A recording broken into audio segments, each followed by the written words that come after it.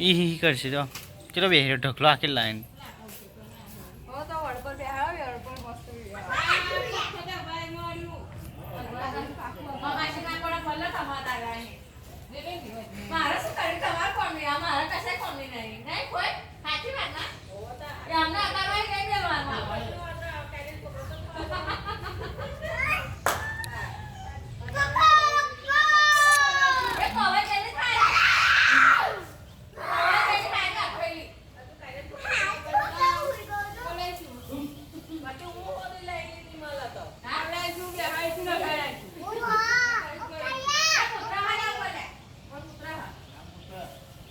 ક્યાં ઉતરા